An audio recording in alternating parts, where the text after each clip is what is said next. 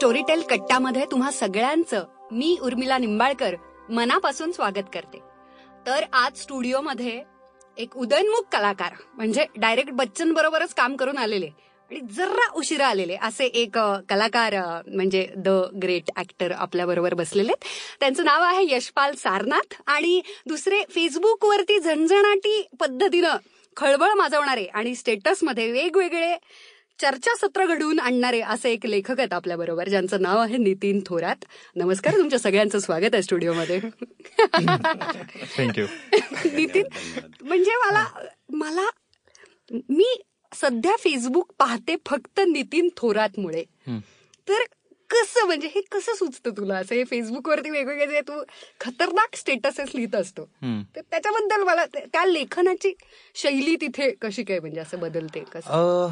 त्याच्या मागं काहीच लॉजिक नाहीये. हे मूळ लॉजिक ऍक्च्युली म्हणजे ना, असं मी काही ठरवतच नाही की आता मला हे लिहायचंय म्हणून, आणि अचानक काहीतरी सुचतं ते लिहून टाकतो. म्हणजे असं त्याला काही एक इन्स्पिरेशनल स्त्रोत वगैरे काहीच नाही. तो एक सीन असतो कुठला तरी दिवसातला. म्हणजे अगदीच मी एखाद्या काय म्हणतात त्याला, एखाद्या मुलीविषयी लिहिलेलं असेल तर कदाचित ती मुलगी पाहिलेली असेल मी. बायकोसोबतची भांडणं लिहिली असतील तर कदाचित ते झालंय असेल.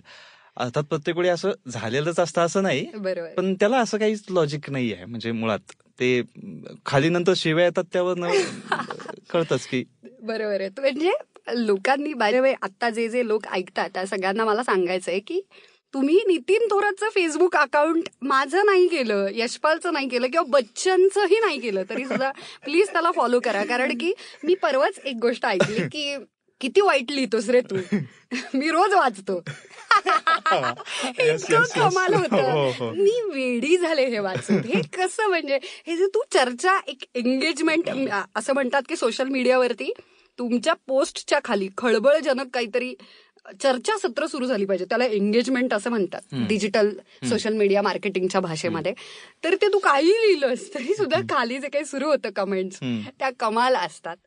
येस, त्या निमित्तानं तू आता पुढे सांगशीलच, पण आपल्या स्टुडिओमध्ये जे बाहेर प्रचंड पाऊस आहे असं कारण देऊन अतिशय वेळ पाळणाऱ्या अमिताभ बच्चन यांच्याबरोबर काम करून आलेले, त्याच्यामुळे आता स्टोरीटेल कट्ट्यावरती कोण उर्मिला निंबाळकर असं म्हणून एक इथे कलाकार जे बसलेले आहेत ज्यांचा कमाल आवाज आहे, म्हणजे कमाल आवाज आहे, आणि त्याच्यामुळे आपण नकोच बोलूयात असं आपल्याला कॉम्प्लेक्स यावा असे हे यशपाल सारनाथ बसलेले आहेत. तर मला असं विचारायचंय की कसा होता बच्चन?